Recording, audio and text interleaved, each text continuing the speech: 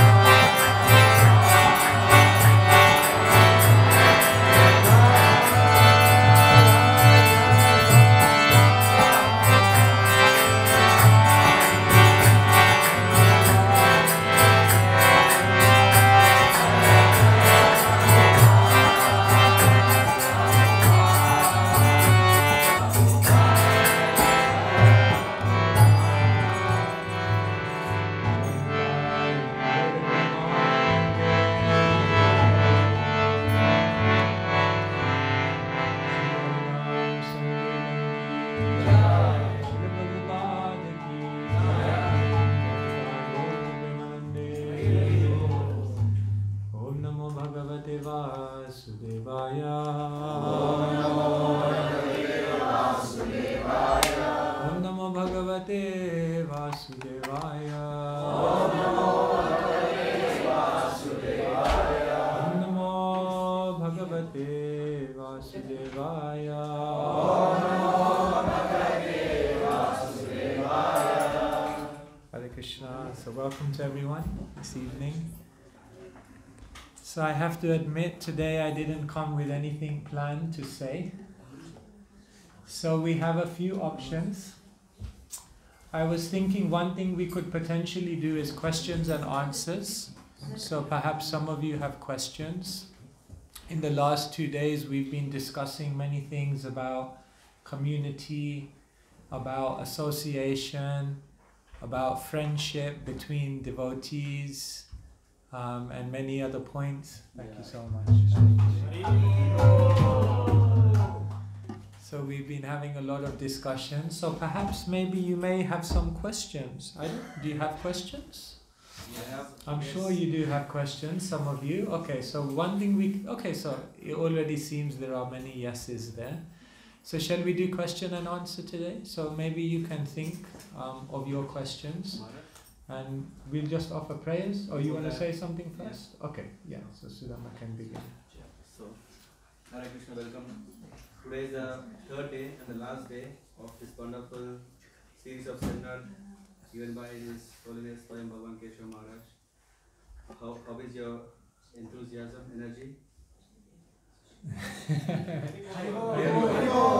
have so many questions, Maharaj. You made them more inquisitive with so many questions. So that was what Maharaj, yesterday I stopped at age of 16, just to take lead from there. So before that, Maharaj is a very good player, especially cricket player, football player, and he used that in playing now with so many ways how to. Yesterday Maharaj was mentioning about Maya, right? So we have declared a war against Maya. So Maharaj is playing with Maya now, hitting in all directions, and also giving us inspiration that we can also, at least, stop to whatever extent we can. And when Maharaj got this Bhagavad Gita, yesterday Maharaj already said, he took it to heart, and then he found what schools are we all living, reading, studying. So he created his own school of Bhakti, and then he's inspiring many to think about Bhagavad Gita and has a wonderful project called Think Gita. So later, Prabhuji, maybe if you can also give more intro on that, so that would be very nice. Because I think we have taken shelter of Bhagavad Gita. To get to the next level, definitely we should seek support from these sources of Gita 3 and Think Gita. How many Gitas you have, Maharaj? What are coming up Gitas? Please let us know. We pre-book already. Thank you so much. And and so there are so many who are inspired through these projects, and these are very few I've just mentioned. And if we go to manner, if we just say who is Sutapa, you don't know Sutapa? I mean, I had experience. Yeah. I said I know, but he brought me yesterday night in a room and left somewhere for Mangala Aarti. So Maharaj is also well known for this. Not that he lives somewhere, but even if it is night 12 or 1 o'clock, he makes sure that he attends Mangala Aarti. That shows Maharaj your taste for Krishna. And so many things to learn, and we have already seen so many ways how we can seek guidance from you, from your wonderful. I'm short of words because I'm not good at speaking. Thought provoking. Yes. Deep thinking. Thank you very much, Maharaj. Thank you, Sudama Prabhu. Hare Krishna. Give us 3 more days. I can try to improve. No, you've done wonderful. You've done wonderful. Thank you for missing out all the bad things about me. That was the 3 days, Maharaj. So thank you so much. Sudama is very nice, thank you. I really appreciate it. Krishna and Sudama were good friends, isn't it? And once they went to get the firewood for their guru, Sandipani Muni, and there was a big storm, isn't it? And then when there was a big storm, then there's a very nice picture. Sudama and Krishna, in one hand they are holding each other's hand, and in the other hand they are holding the firewood. And the acharyas say this is how our movement should be. In one hand we should hold the orders of the spiritual master. We should do our service of sharing this beautiful Krishna Bhakti with everyone. But in the other hand, we should hold each other's hand. We should be friends. Otherwise, we are in the Krishna consciousness movement, but this is not just the office. This is not just a military base. This is not just a hotel. No, this is our home.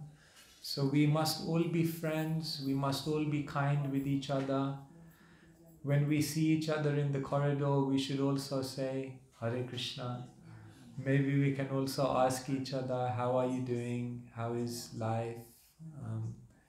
We must be personal with each other. I'm saying this because I'm very impersonal. But in this movement, we must be personal because we are, Srila Prabhupada said, my temples are embassies of the spiritual world. Understand? Embassy means even you're not in that place, but because it's an embassy, it feels like you're already there. Like in London, they have Indian embassy. So if you go to the Indian embassy, it can be snowing outside, but in the Indian embassy there is a fan on the top, and the fan is going. You think, why is there a fan? It's London, it's snowing, and inside there's a fan. And then there's no queuing. Person on the counter is chewing pan. None of the machines work. So already you feel I am already in India. We have also here. Yeah, we also, no? So when we come to the Hare Krishna temple, we should feel, oh, this is what Vaikuntha is like. We should not feel, oh, this is what Kurukshetra is like. Maybe we'll skip that one. Yeah, so this must be very nice. We are family, we are community. We don't see here is an Indian, here's a German, here's a Russian. We don't see here's a man, here's a woman. No, everyone is Vaishnav, and we try to respect, we try to serve, and we try to see that everyone is very, very dear to Krishna. And in that way we create very nice friendships. So thank you for your friendship. We are holding your hand, Sudama, just like Krishna was holding. And thank you all of you. While we've been here just few days, but it feels like so nice to be with all of you. So many smiling faces, happy devotees. And today we will do some questions and answers. Agreed? So think of your questions. You know, separating the material world and the spiritual world. Do you know what separates the material world and the spiritual world? There is something separating. You know what it is? The river. Yeah, Brahmajyoti is there, but the river is called the Viraja. Viraja means the causal ocean. So between the spiritual world and the material world, there is causal ocean. I'm just letting you know that if you want to go back to home, back to Godhead, you better learn how to swim. And you will have to cross. But don't worry, Krishna will take you. So when Vaman Dev, Krishna, when he was actually 16 rounds, but at the time of death may not remember Krishna, where does he go? Okay. So the first thing to understand, Krishna says, Antakale cha mameva smaran muktva kalevaram ya prayati samadbhavam yati nastyatra samsayaha. Antakale, at the last moment, whatever you remember, that is what you'll become. So why does Krishna say that? Because what we remember at the time of death, that will reflect generally what is deepest and closest to us in the heart, isn't it? When someone like has a near-death experience, then they say, my whole life flashed before me. So what is most important to you, you will remember at the time of death, generally. Therefore, Krishna is saying, whatever you remember at the time of death, that's where you'll go, because that will reflect your deepest desire. So now, what if someone is chanting 16 rounds and they don't remember Krishna at death? To answer that question, we have to ask, why is it that they didn't remember Krishna? Maybe the first reason is that they may have been chanting 16 rounds, but they may have been chanting 16 inattentive rounds. Then if you're chanting 16 inattentive rounds, then Krishna can't take responsibility. Then Chaitanya Charitamrita says, Bahu janma kori jadi shravana kirtan tabutana paye Krishna pade premadhan. Someone may do hearing and chanting Bahu janma for many lifetimes. Tabutana paye Krishna pade premadhan. But they may not get prema if they are inattentive or offensive. So Srila Prabhupada did not just say chant 16 rounds. He also said chant 16 rounds and avoid the 10 offenses. So the first question we have to ask is, if they are not remembering because they were inattentive rounds, then we have to take responsibility. But if sometimes it may happen that someone is a very sincere devotee and at the end of life there's some acute situation in which it's very difficult for them to remember Krishna because of the material situation, then what does Krishna say in 15th chapter of Gita? Sarvasya chaham hridi sanivishto mata smritir jnanam apohanam cha. Krishna says, I'm seated in everyone's heart, and from me comes knowledge, remembrance and forgetfulness. So we can understand that if someone is a sincere devotee, they're chanting their rounds, they have love for Krishna, but at the end of life if something acute happens where they can't remember Krishna, then Krishna will come in their consciousness and give them remembrance. And in that way Krishna will help. So the point is, we have to do what we can do from our side to practice diligently, and then we have to see and rely on Krishna. Does that make sense? Is okay? Thank you, Maharaj. Okay, yes. Yes? I have a question, maybe it's a pretty basic one, but sometimes I ask myself, hearing a lot that you have to be sure that Bhakti is the only thing which makes us happy, and material satisfaction can't make us happy, but if we are working and doing it in the beginning, sometimes we're getting confused and don't get this whole, always that sure about this. And sometimes I'm not sure, and this is like my first question, and the second is also how to develop this love, because we don't have it, I don't have it currently, and how to be sure that only Bhakti can make me happy, even though there are so many things outside I'm desiring. Yeah, so on one, we are saying that there's no happiness in the material world and that only happiness is in Bhakti.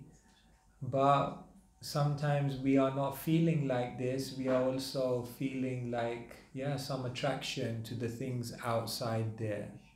So how do we deal with this? Well, Krishna is explaining, Vishaya vinivartante niraharasya dehina rasovarjam rasopyasya param drishtva nivartate. Krishna says, if you tell someone to not do any material enjoyment just by forcing them, then they will not be fixed in consciousness. The only way they will be fixed in consciousness, rasovarjam rasopyasya param drishtva, if they get a higher taste. So how are we going to convince you that there's no more happiness in the material world? We can't hit you over the head with the Bhagavad Gita and force you to believe that. But we can share with you that there's this beautiful process, and then ultimately you have to practice it. You have to look at the world and you have to then conclude Yeah, what is out there in the world? What will it really make me happy? See, when I was coming to Krishna consciousness, I started university. I read Bhagavad Gita when I was 16. By 18, I was chanting and I went to university. So I was living outside in London, in university, young. Then you can fill in the blanks, what happens from there. So one night I was going, it was a very nice time in my life, because one night I was going out with my friends, and then the next morning I was going to the temple. One night I was dancing in some dark place with strobe lights, and then straight after at 4:30 in the morning I was dancing in front of Krishna. So I was seeing two lives side by side, and very quickly it became apparent to me that one process is bringing some deeper happiness, and in another process people are trying very hard, but I don't think there's much there.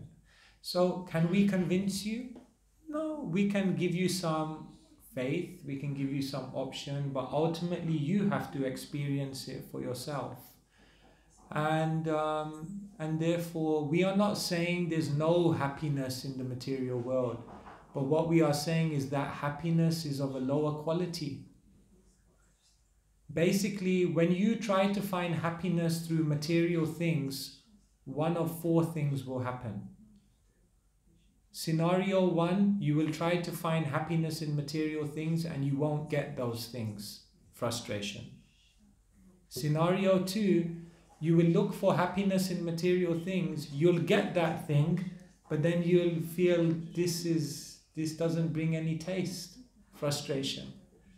Scenario three, you look for happiness in material things, you'll get it, it tastes good, but then after some time it will disappear. Frustration. And scenario four, you'll get something, it will taste good, it will even remain for some time, but along with that thing will come many other negative things that you didn't want. Frustration. So basically, if you try to find happiness in material things, you will be frustrated. Sometimes we say like this, people in the material world think, if I have time, if I have money, and if I have health, then I'll be happy. But even if that was true, when you're young, you have health, you have time, no money, isn't it? No money, little pocket money, not enough money. Then when you grow up, when you're middle-aged, well, lots of money and good health still. No time. Busy, moving. And when you're old, well, lots of time. Lots of money in the bank, but no health. Something is always missing. In material life, something will always be missing. So, how do you become convinced of that? You practice Krishna consciousness and you awaken the higher taste, and then you will realize there's nothing in the world which can compare to this. But you have to go on that journey. No one can convince you. That has to be your own realization. Is that okay? Thank you. Yes. Hare Krishna Maharaj. One question is, for example, if we meet on the streets or relatives or somehow people who we try to give them a Krishna consciousness or tell them about it, but they are honest with us and they say, I'm not interested. Yeah, just not even interested, full of desires and like this, and it isn't offense, for example. They knowing that, for example, that you also know that they will make offenses when they're chanting Hare Krishna, Mahamantra. So should we still try to bring them, or should, because doing offenses is also maybe, I don't know, maybe it's not so good for spiritual advancement. my question. Yeah, well, ultimately, somehow or other, we are trying to connect people to the Maha Mantra. Therefore, we do Harinam, isn't it? And then people say, oh, Hare Krishna, and then they make fun like that. But even then, they get benefit. 6th canto says, Sanketyam parihasyam vai stobam helanameva va Vaikunthanam agrahanam ashesha gavaharam vidum.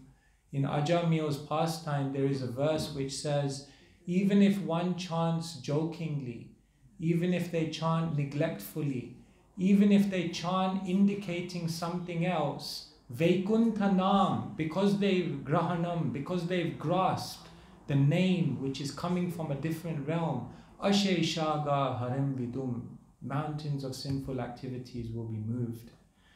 So, you know, in the beginning, somehow or other, we are inducing people that they should chant. Because just by taking the name, just by being involved, even if they are not practicing all the rules and regulations, still it's good. But then once you become a devotee, then we're encouraging people, now you have to give up. So devotees, we are we are tricking people. Because in the beginning we tell them, you don't have to change your life, just chant Hare Krishna. Which if you later on you realize is a complete lie. And because we are all the proof. Yes, you don't carry on doing what you're doing, just add a little bit of Krishna. And before you know it, there's so much Krishna there's nothing left for anything else. So in the beginning, we just give people a little bit of Krishna. Yena tena prakarena mana Krishna niveshayat. This way or that way, somehow or other, connect them to Krishna. So yeah, do what you can to connect people to Krishna. And then gradually, but of course, if they are going to be offensive or say something bad, then we don't chant the glories of the holy name to the faithless. But most people are just innocent, so you give them an opportunity. And if they take Krishna's names, then something amazing will happen. There was someone who once, they had a girlfriend, and the girlfriend had a dog. And you know what the dog's name was? Krishna. And this dog somehow or other used to run away in the middle of the night and run away into the... So then the girlfriend would tell the boy, you go out and find the dog, come. Okay. We're running through the middle of the night. Krishna, where are you? Krishna, come home. Krishna, I'm looking for you.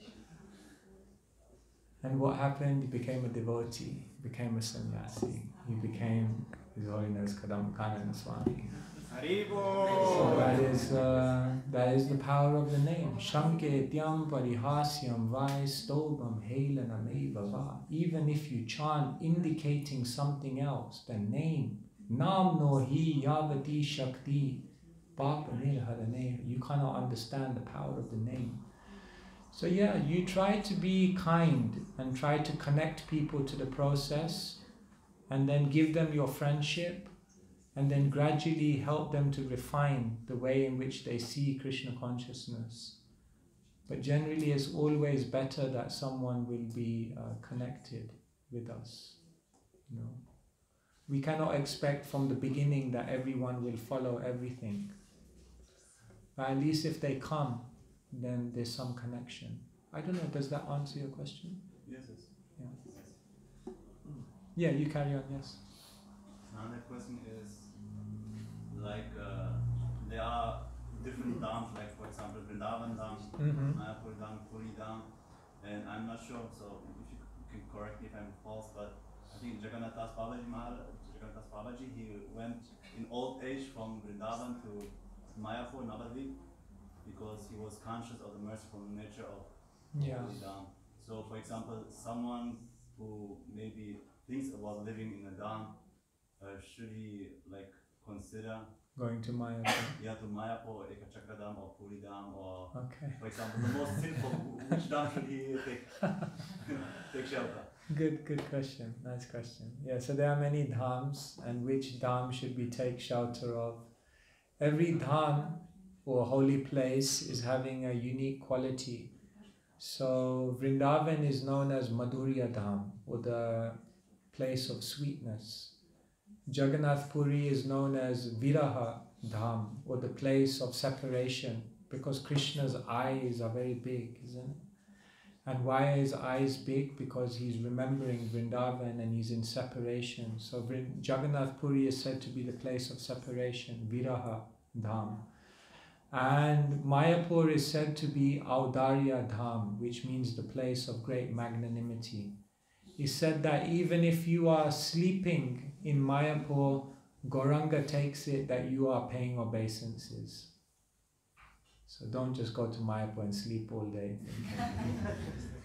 But still, Gauranga is seeing, oh, just see, he's lying down, he's paying obeisances, very kind, always trying to see the good. So he said that Mayapur is the place from which you can get a lot of mercy. He said that in Kali Yuga, Vrindavan will become more and more covered, actually, and Mayapur will become more and more revealed. And therefore Mayapur will eventually become the world headquarters, the spiritual headquarters, the spiritual capital of the world. So generally, yes, Gaur Kishore Das Babaji, many were taking shelter in Mayapur Dham. However, the Bhagavatam also says this, Yatirtha buddhi shalilena karhichit janeshva bhigyeshu saeva gokhara, that the ultimate purpose of going to a holy place is that you can have very good sangha. If you go to a holy place but you don't have good sangha, you will not be able to actually derive the benefit. And therefore many times devotees may go to Vrindavan, they may go to Mayapur. Many times even senior devotees in our movement, when it came to their final days, they didn't go to even to any of those dhams. They stayed in the temple where they were, in the Western world. Because ultimately for the Vaishnavas, we stay ultimately where we can chant and hear about Krishna in very good association. Because what does the Purana say? Krishna says, Naham tistami vaikunthe yoginam vidayeshu va yatra gayanti mad bhakta tatra tistami narada. I'm not just situated in Vaikuntha, I'm not just situated in the hearts of the yogis. Yatra gayanti mad bhakta, wherever my devotees are chanting, tatra tistami, I'm there. So for example, you have someone like Bhakti Tirtha Swami, in his final days, he stayed in America. He did not go to the Dham, because there his community was there, and they were reached. So, we all go to Mayapur to get mercy. And then eventually we get that mercy, and then we stay in a place where we can have very good association. And if that's Mayapur, Vrindavan, Puri, or the West, that ultimately is secondary, because the main thing is to have good association. But yes, you should go to Mayapur and get the mercy. It said in Jagannath Puri, the mercy is available through what? Prasadam. Prasadam. In Vrindavan, the mercy is available through what? Dust. And in Mayapur, the mercy is available through? Sleeping. Mercy is available through Nam, the name. Name, chanting in Mayapur, very powerful. So yes, everyone should go to Mayapur. It's a great opportunity. Yes, very nice. Thank you. Yes. So are you planning some yatras so that we can join you? In the future, yes, we can all go together. Why not? We can go to Mayapur, we can go to Puri, we can go to so many Vrindavan, so many places. At the moment, we don't have any specific plans, but we can go all together. This is what we should do in our life. We have to take shelter of the holy places. And you see, like there is a condition in the world called amnesia. You heard amnesia? Sometimes someone falls and they bang their head, And after banging their head, they forget about everything. They forget who they were, where they were, what they were doing, almost overnight. I once met someone like that. Overnight, in one night, they forgot everything. They could not recognize anyone or anything. A very amazing condition. But all of us actually have that condition because we have spiritual amnesia. We've forgotten who we are, where we are, what we're supposed to be doing. So when someone has this condition, then the way you jog their memory is you take them back to the places where they were. And then they see, oh, this was my school, and this was where I lived. And then gradually, by being in that environment, they again remember. So we go to the Dham. Sometimes we go to India, we go to Vrindavan, and it feels like, my God, this is another world, like completely alien. But actually this is our home. But we've just forgotten. So therefore we have to spend time there, and we have to remember, oh, actually this is my eternal home. This is where I live eternally with Krishna. They say Vrindavan is the playground of God. The playground of God, very nice. So, sorry.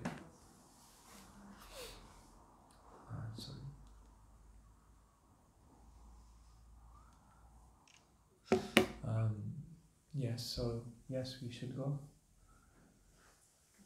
So you sponsor all of us to go.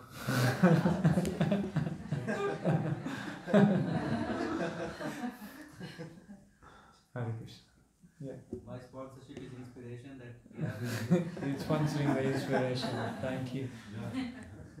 Hare Krishna. Yeah, where there is inspiration, other things will come. Yes. I have a question, Maharaj. When we are in the beginning days of Krishna consciousness, everything looks like flowery, very poetic, very enthusiastic, so sweet. Like we say, wow, this is a unique experience. But gradually this appreciation diminishes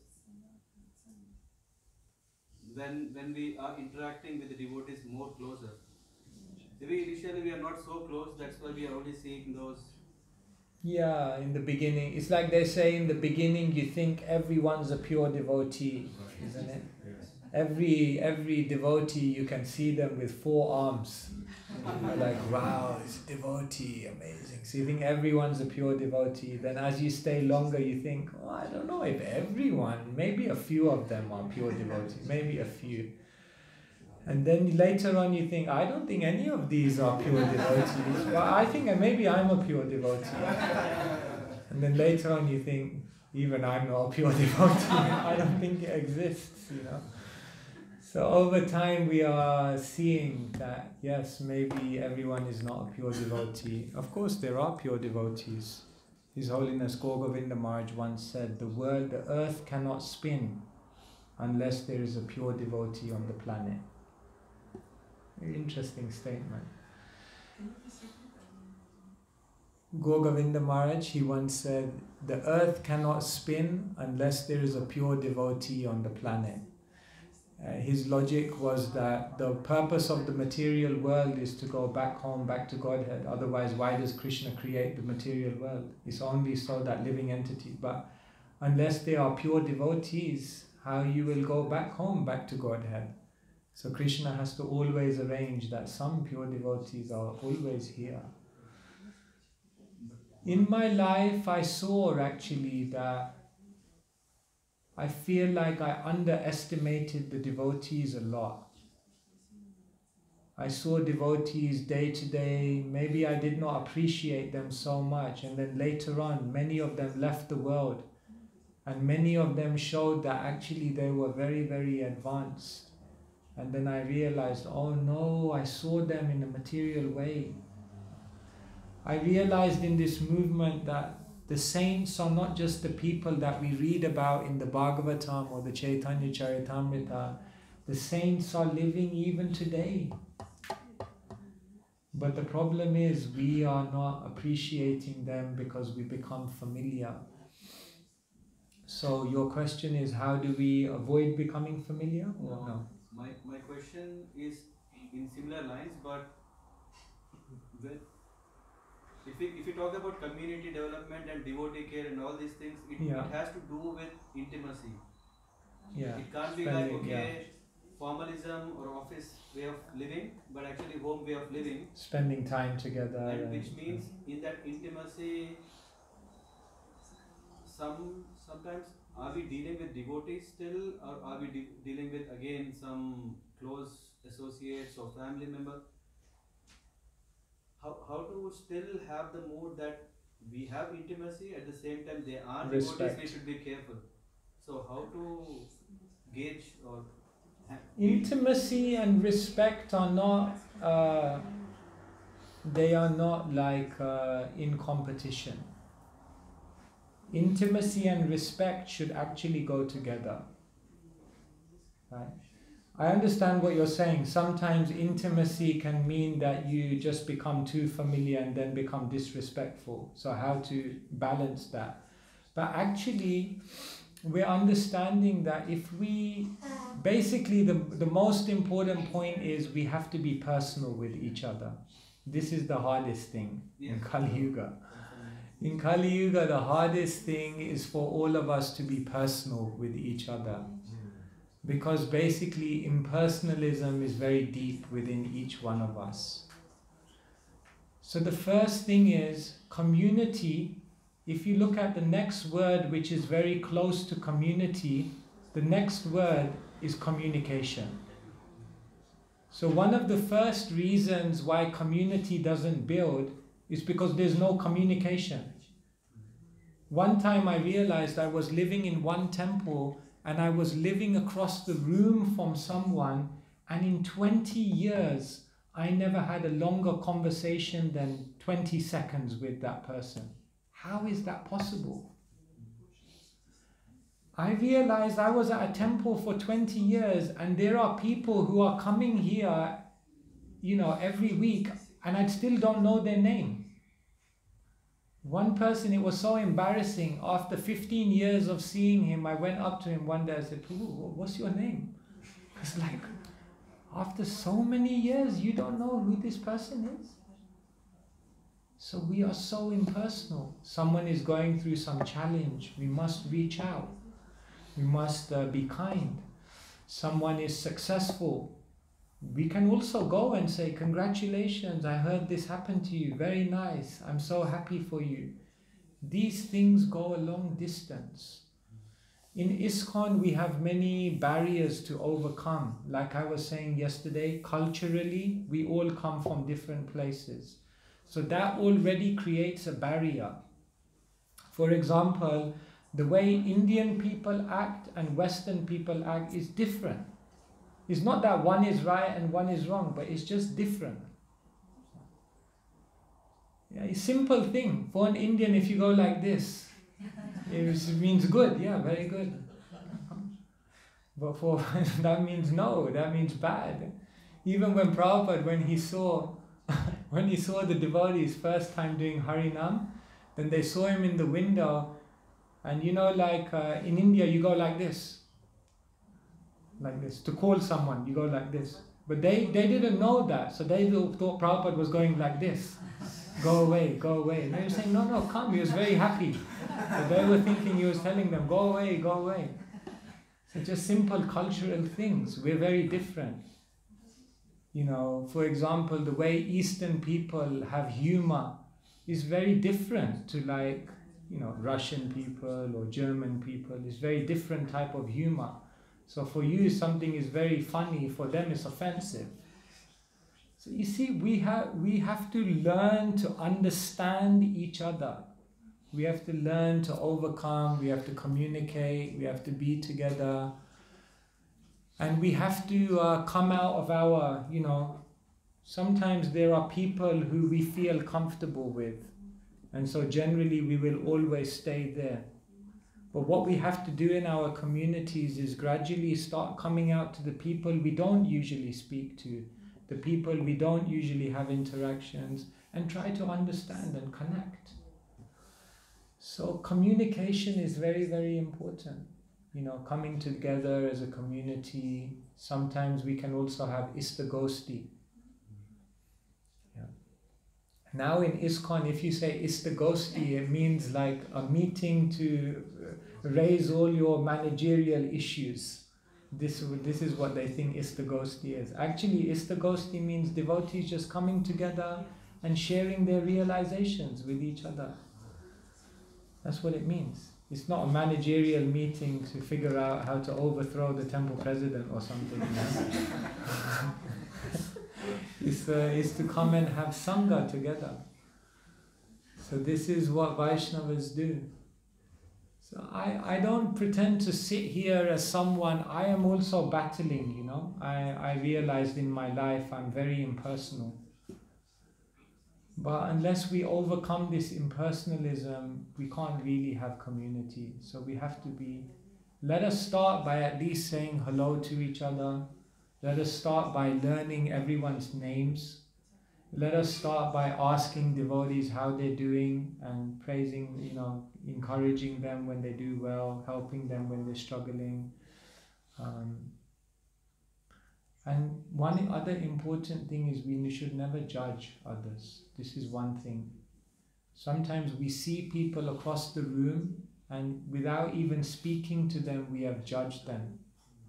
And then this blocks the relationship from the beginning. Have you heard of Jayananda Prabhu? Jayananda Prabhu was Srila Prabhupada's very early disciple. So once there was one devotee, and he had, in the early days, they say he blooped. You understand the word blooped? It means they left the movement. I think this sound is on. And anyway, he left the movement, and of all jobs, do you know what job he took up? Of all the jobs he could have took up, he became a butcher. So Jayananda heard, oh, he's become a butcher. So Jayananda said, let me go and meet him. Let me go and meet him. So he went to this meat shop. So he said, is this person here? So he said, yeah, he's in the back. So Jayananda was there, dhoti, tilak, in the middle of this slaughter place. Jai Shri Shiva Jai Gauradesh ki Jai. So Jayananda was in the middle of this shop now. So he said, I want to see. He said, oh no, he's in the back.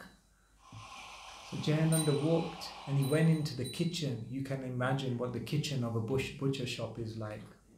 All these cows. Anyway, then he saw this one in the distance.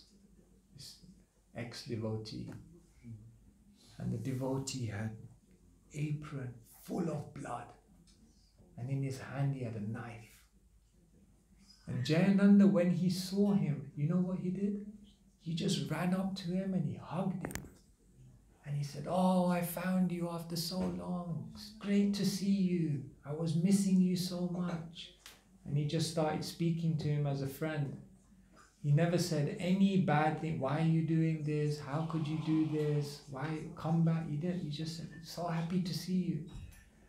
And after some time, Jayananda Prabhu left, and the devotee, the very next day, he came back to the temple. He said, this man, he touched my heart because he did not judge me. He just gave me love. So many times we are judging others, and then we are, oh, they look like that. Why is that person never smiles. Have you ever seen? There's some people who never smile. You think, what's this person's problem? Obviously they're in Maya, they have some issue. Some people are just like that.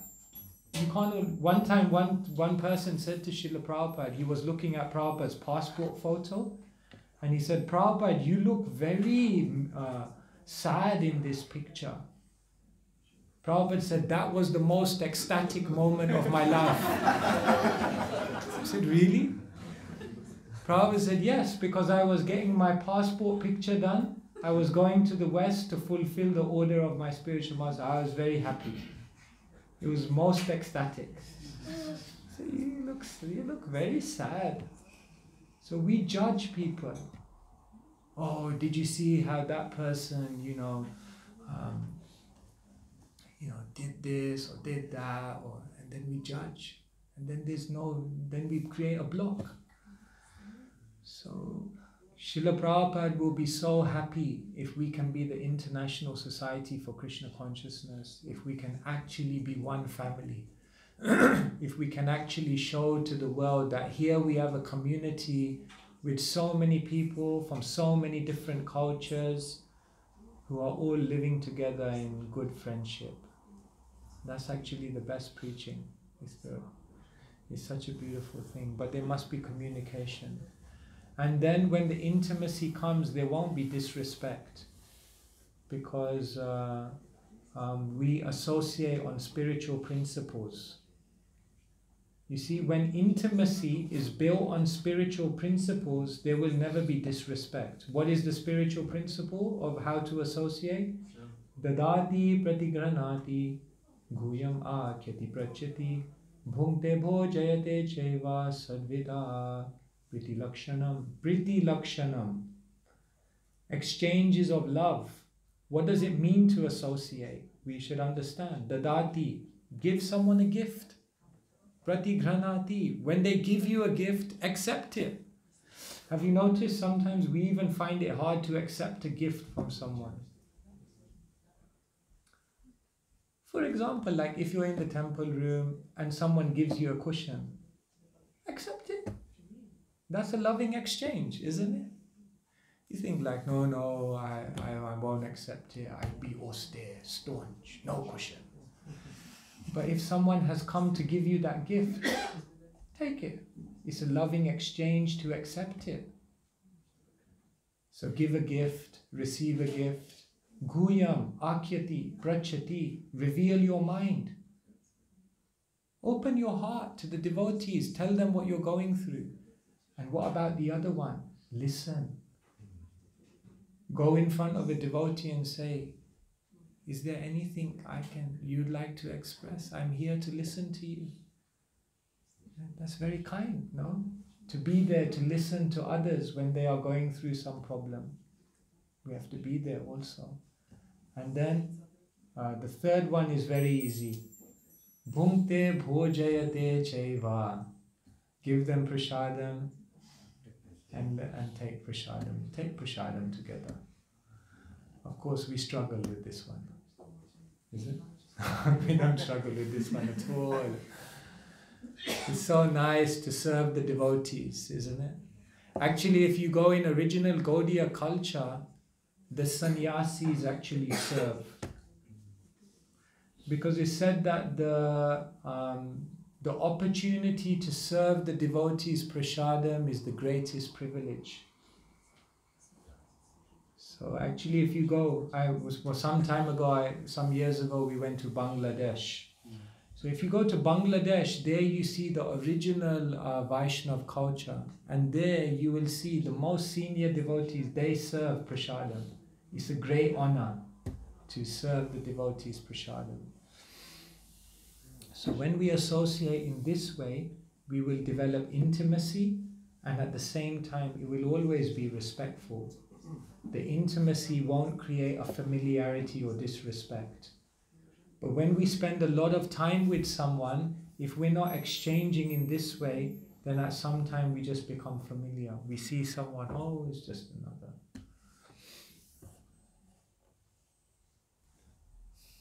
Some points. Yes, Mataji at the back, yes. Thank you very much. Regarding serving prasadam, Yes. sometimes the devotees give the argument that they don't want to accept the service, so therefore they don't permit anyone else to serve them. Can you say something to that? They don't want to accept the service like out of humility, like they feel no one should serve them or like that. For whatever reason. As I said, sometimes we have to understand this is a loving exchange. You see, Srila Prabhupada was once at the household of one life member, and so then they started serving prasadam. And then the devotee was sitting next to Prabhupada and said, Prabhupada, there's onions. There's onions in the prasadam. So Prabhupada said, no, there's not. He said, no, there's, Prabhupada, look, there's onions. Prabhupada said, no, there's not. Eat. No, but how are you? We promised no meat, no fish, no onions, we promised. But Prabhupada said no, because they have given out of love, and if you don't accept, it will be like offense. So now does that mean, of course this was a very, exclusive, but the principle stands that for Vaishnavas most important is loving exchange. Bhakti means a movement of loving exchange. If you take the loving exchange out, there's no bhakti anymore. Bhakti means loving exchange. So if someone wants to serve you prasadam, let them. It's nice. Let them accept that. Take the humble position and let them serve you. Yes, we should try. Like I said, it's not just that we should give service, but we should allow. Sometimes devotees want to serve us. What can we do? Srila Prabhupada was accepting so much service. It was so austere. Sometimes you see Prabhupada is so many garlands, and Prabhupada it's an austerity. The Vaishnava will feel, who am I? Why am I being glorified? Who am I to be glorified? But they do it to reciprocate with the loving exchange of the devotees who want to give something. So like that, our process is not to just be so staunch, so strict, so rigid, so austere, no. Our process is loving relationship. And therefore sometimes we have to also be a little soft-hearted. I'm preaching to myself, I'm not so soft-hearted. But we must. This is our movement. I don't know, Mataji, if this helps. Yes. Yes,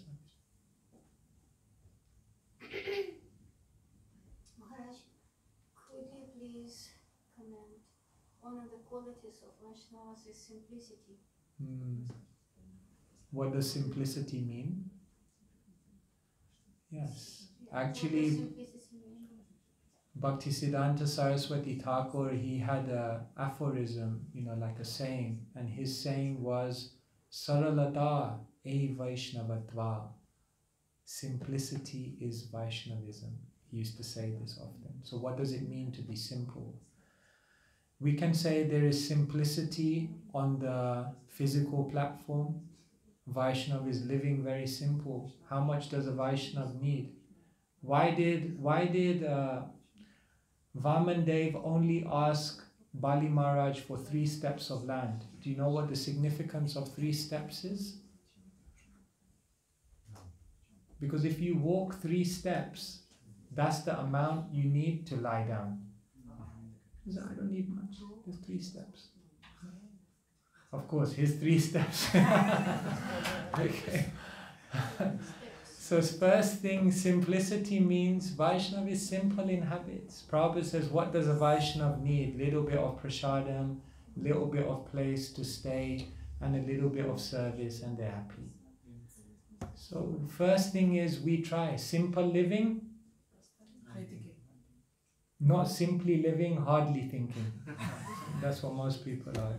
So first aspect of simplicity means simplicity in habits. Live a simple life, not too much extravagance. Keep life simple. Second aspect of simplicity means simplicity in dealings with others. So that means a Vaishnava should be very straightforward. Vaishnava should avoid doing politics, say one thing and then think something else, or be diplomatic here and then behind the back talk about someone else. No, try to be straightforward in your dealings. Try to always be honest and be genuine with people when you're speaking to them. And the third aspect of simplicity means that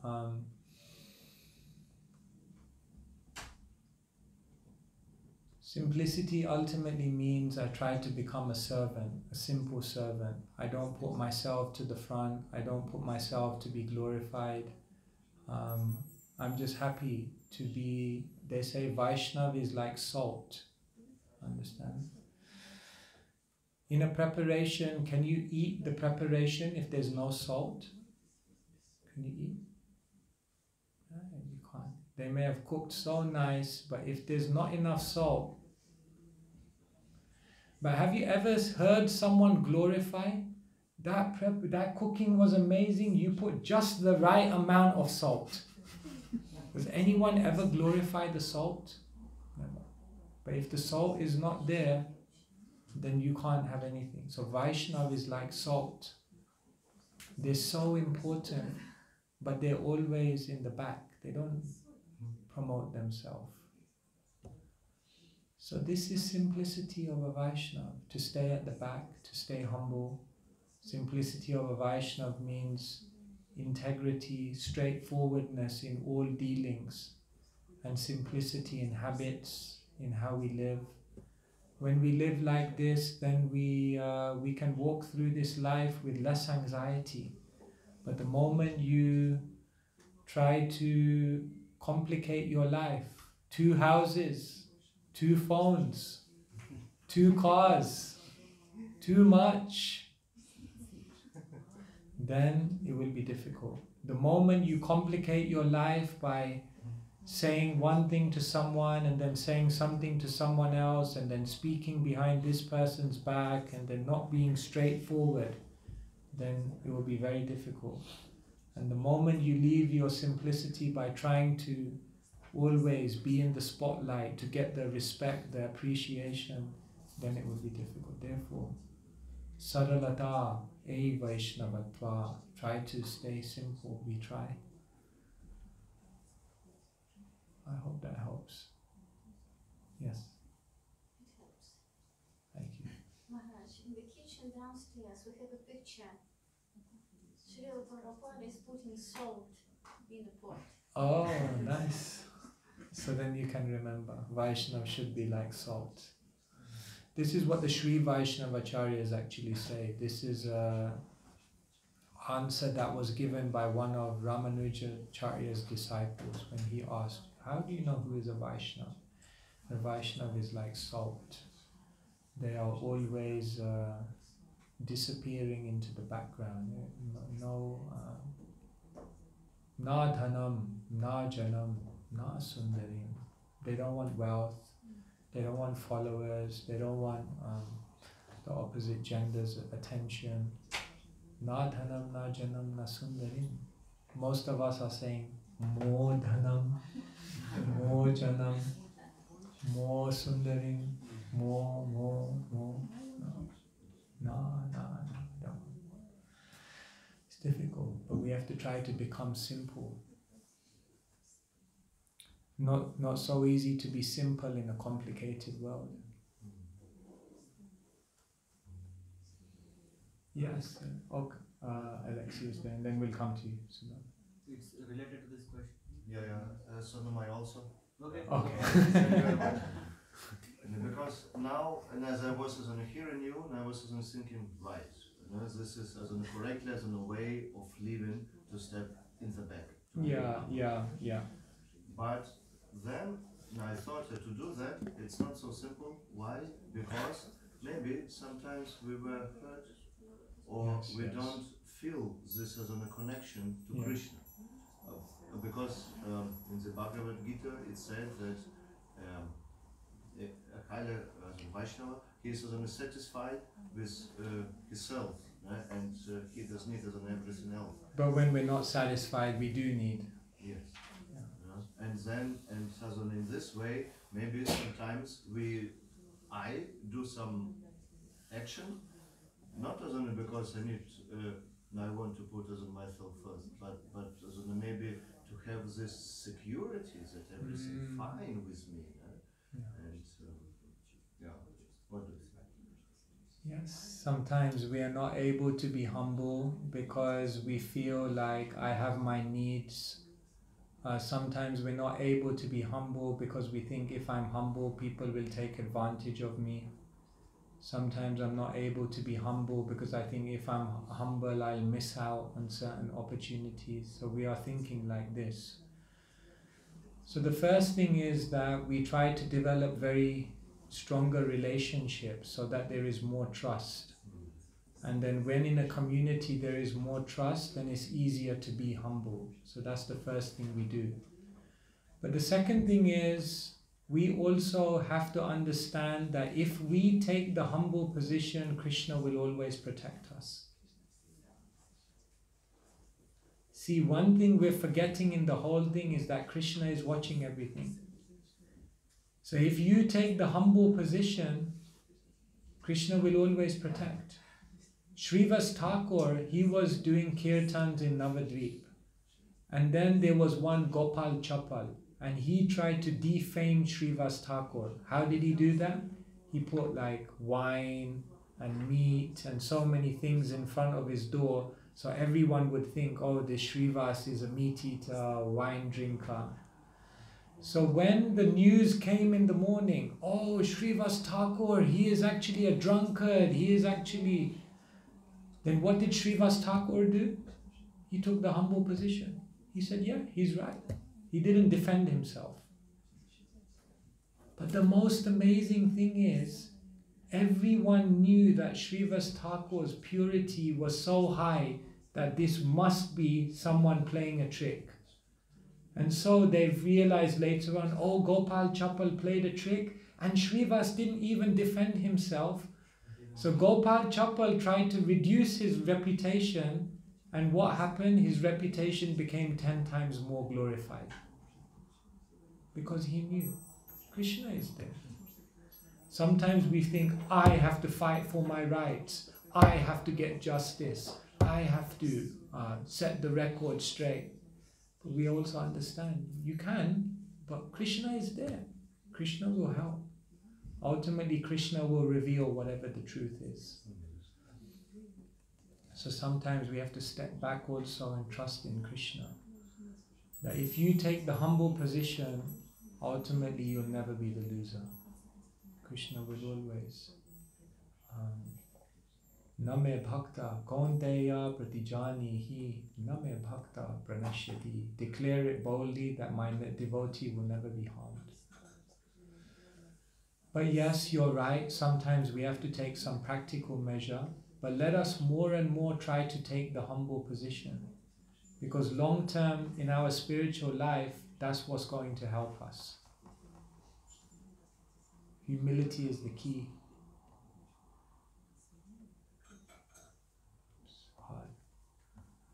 I feel bad today, I'm talking all these topics, I need to practice it as well. We have to talk about this. This is the essence. Yes, Bro. Maharaj, how do we see Krishna in adversity, be it in personal or professional relationships, right? I'm kind of trying to understand this from Sri Prabhupada Leelamrita, where Prabhupada saw bomb shells dropping over Kolkata, and he says that I see Krishna in this, but this form of Krishna I don't like. It was very beautiful. So how do we see Krishna in adversity? How do we practice towards? We see Krishna in adversity because we see that this adversity or difficulty is Krishna coming to me, making me uncomfortable in this world so that I go to where I'm meant to be. As simple as that. If there was no adversity, if there was no difficulty, there would be no impetus to go, to move. Therefore, Krishna arranges all these things and he comes. When Parikshit got cursed, then he said, today Krishna came to me, but today Krishna came to me in the form of the curse of a Brahmin boy. So he saw that that curse was Krishna coming to me to tell me now, okay, 7 days, wrap it up, get out of this world. So every time we go through a difficulty, we can remember Krishna is saying, how long you want to stay here? You want to keep struggling here? We keep trying to find solutions when we have problems. There's no solution. The only solution is get out. No, there must be a solution. I'm sure there's a solution. I'm sure there's a way out of this problem. No, there's not. Because even if you solve it, another problem will come. So our basic problem is that when we have difficulties and adversity, we rack our brains and we bang our head against the wall trying to make it work, make it work, make it work. We just keep banging our head against the wall. When actually Krishna is trying to tell us it will never work. You gotta get out. So how many times will we have to be defeated by Krishna before we get the lesson? Krishna, how many times? So we have to. So that's how we see adversity. That this is Krishna reminding me. One time Prabhupada said the job of Krishna and the job of Maya is the same. Really? Prabhupada said Krishna is like the smiling God who comes in front of you with two arms and says, come now to the spiritual world, come with me.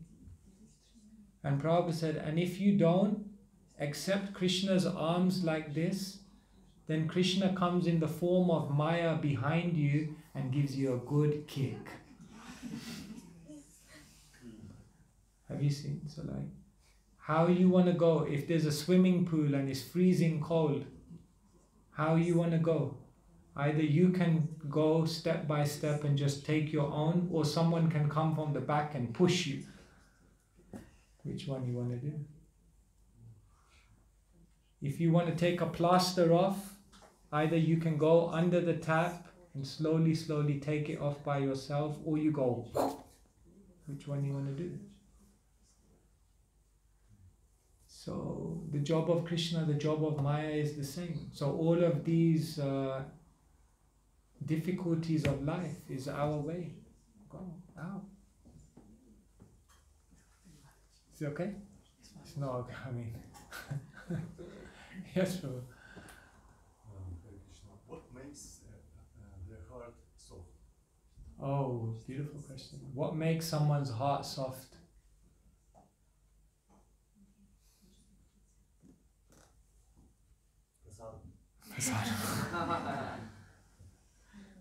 First, I think two things can make, the two immediate things that come is sometimes the harsh experiences of this material world can make you soft, and sometimes the love of the Vaishnavas can also make you soft.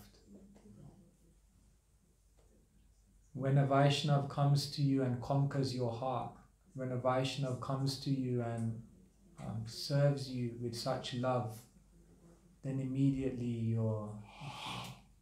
Have you seen sometimes parents, parents are very, very strong, very, very, but sometimes their child will come in front of them, some smile, some broken word, immediately the parent is like completely disarmed by the charm of the child.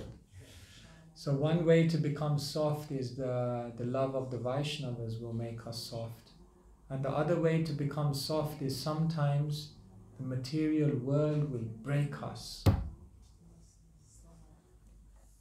Burijan Prabhu, he was in Vrindavan. Have you seen in Vrindavan they have sugarcane machines?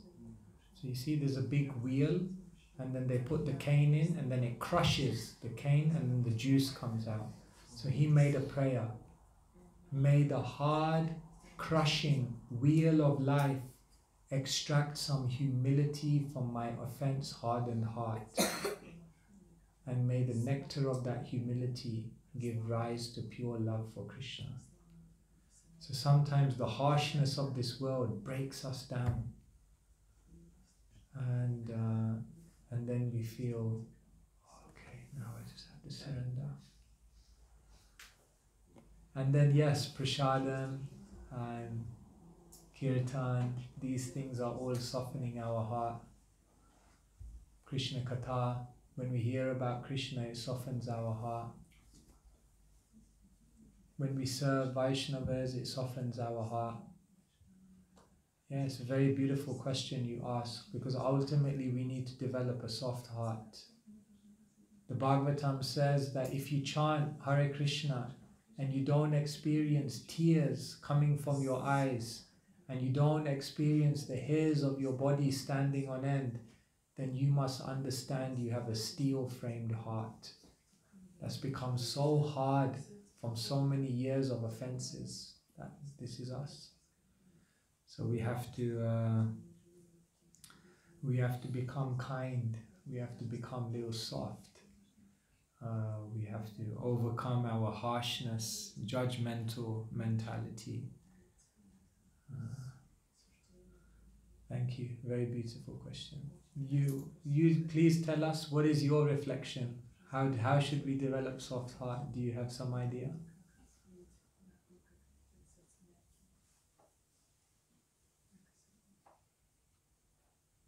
I'm just Russian.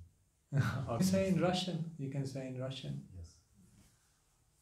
I will try, but Yeah. it's a big question for me. Yes. Very nice question. Находиться в обществе преданных, служить преданным. To be in the society, in their society of devotees, Jeez. to serve them. Чтобы они не шлифовали. Если камешки имеют острые углы, то преданные постепенно.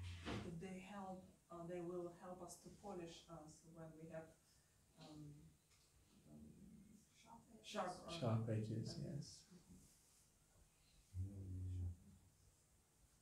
конечно же, смирение. Здесь для этого тоже нужен определенный духовный опыт. Но я не могу дать точного ответа сейчас. And in order to have a humility, we need to have a certain spiritual experience. Very nice. Yeah. Thank you. I don't know the time because for me, but all of you, okay. But if someone needs to go, please, you don't feel. We can take a few more if anyone would like to. There are two questions from the online devotees. Both are linked to preaching. One is, can you share any tips that devotees shall remember who are interested in preaching service in our Krishna conscious movement? And the another question is, being a student in the science field, how can I preach Krishna consciousness to the scientists? So, someone is in the science field, and how can they preach Krishna consciousness to the scientists? Yes, we have to show the world that Krishna consciousness is not a religion. Krishna consciousness is a spiritual science. Srila Prabhupada never taught Krishna consciousness as a religion. He said this is a science. There's a hypothesis, there's an experiment, and there's a conclusion. And practicing Krishna consciousness doesn't require any more faith than the faith you already put in science. To believe that the world came from the pores of Mahavishnu doesn't require any more faith than the faith it requires to say everything was concentrated at a single point at a superheated temperature and then it exploded and everything came about. Same amount of faith required. So people have this notion that science is fact and religion is some kind of faith. No, that's a complete untruth. So we have to go in the world and we have to show this works. This is a science. You can experience it, you can observe it, you can perceive it. But you have to become a spiritual scientist. You have to live it in your life. We have to go out in the world and tell them, you believe in evolutionary theory, but then what about all of this evidence that goes against the theory? Why are you filtering that out of the world? Our devotee has written, no? Forbidden Archaeology, Michael Cremo, Dhruta Karma Prabhu. We have to challenge them. You're saying the Big Bang? Where? Where is your evidence? You see, they just put it up in a museum, spend millions of pounds making some model, and then they write some plaque, 5 billion years ago, the temperature changed by 0.0035%, and then this species became extinct, and everyone says, oh wow, fascinating. Why? Where's the proof? But no, they spent so much money making the model, it must be true. No. Therefore, Srila Prabhupada wanted to create the Vedic planetarium, because he says that there's no alternative. Therefore, everyone is believing this, because there's no alternative explanation. So we must give an explanation. So we're so fortunate we have scriptures which can give an explanation for all these things. So we have to become qualified, we have to become learned, and we have to be able to explain Krishna consciousness in scientific terms. And we have to show people that as much faith as you put, we're not asking for any more faith than that. We have to prove this. Therefore, Srila Prabhupada was so bold. He was going across the world and he said, I'm challenging them all. I'm challenging all professors. Come, I will speak to them. Let them convince me. So yes, this is preaching. And what examples? If you want to learn preaching, Srila Prabhupada is the best example. Who can be a better preacher than Srila Prabhupada? He knew how to make, preacher means make it clear, make it practical, make it logical, scientific, and make it attractive for people. These are the things that a preacher does. So Srila Prabhupada was doing that. You can also study, if you want to learn preaching, you can study the life of Narad Muni. He's also a great preacher. He preached to everyone, kings, to young boys, to hunters, to... in so many ways he preached. So you can...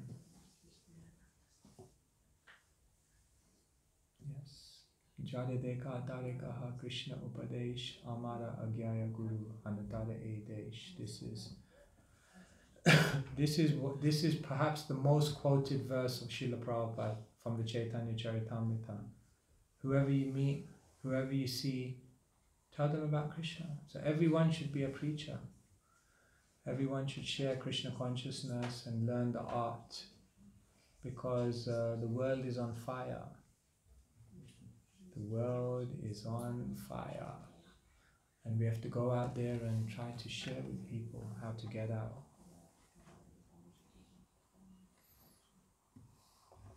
Thank you, Maharaj. Okay, yes. I think maybe last question, and then because it's getting late, and then Prashadam is there. After you. Yeah, you ask. Maharaj, I have only one question, so you ask. Okay. Might be to end with this, maybe a challenging question. We say that we came from the spiritual world. We came from the spiritual world, yes. Why did we come? Why did we come? When we are full cognizant that we are servants of the Lord. Why did we decide to come here? Why did the jiva leave the spiritual world? Thank you for asking this question. This question has been discussed and debated. The way Srila Prabhupada generally explained it is, he said, we exist in the spiritual world in a relationship of love with Krishna. And in order for there to be love, there must be free will. And in order for there to be free will, there must be the opportunity of different options. So when the jiva is in the spiritual world, Krishna bahir mukha hoya Bhagavan chakare, and the jiva looks slightly away from Krishna, then it's not that the jiva is dissatisfied or the jiva is in ignorance, but the jiva just has some curiosity. Like, what would it be like to be separate from Krishna? just some curiosity. But from that initial curiosity, then they become more and more implicated in the material world. So the way Srila Prabhupada generally explained it is that we left the spiritual world because of curiosity. And curiosity can exist because we have free will. But now let me tell you another thing. This is a little scientific, but if you understand this, you'll understand why it's so difficult to answer this question. Okay? You just concentrate a few minutes. If you imagine this is the Earth planet, and the Earth planet has its time frame, isn't it? Like we have 365 days in a year. Now what happens is as you go higher in the universe, then time dilates. You understand? So if you're now at Brahmaloka, which is the highest planet, then one day on Brahmaloka is like 6 months on the Earth planet. So Earth planet is here, but as you go up in the universe, time is dilating. Now when you get to the edge of the material universe, then time is 0. Okay? So now when you go into the spiritual world, there's no time. There's no time anymore. So spiritual world is a timeless place. Now let me ask you the question. Can you leave a timeless place?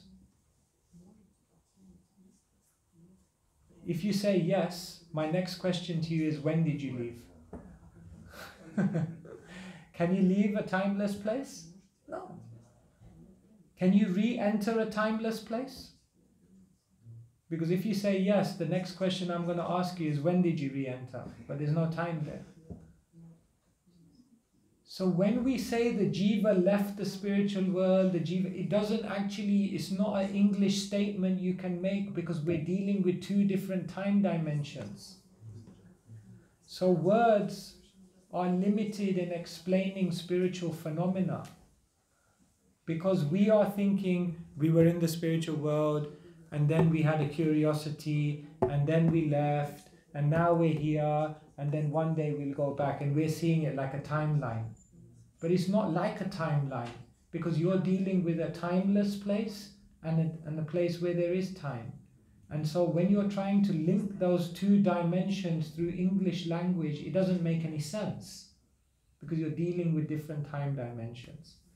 That's why to answer this question, why did the jiva leave the spiritual world, you can't explain it in English language. Did the jiva leave the spiritual world? Yes. Did the jiva leave the spiritual world? No. But that doesn't make sense. Yes. It's not meant to make logical sense, because you're dealing with a spirit. Like if I say to you, okay, let me ask you a question. Who came first, the father or the son? What do you think?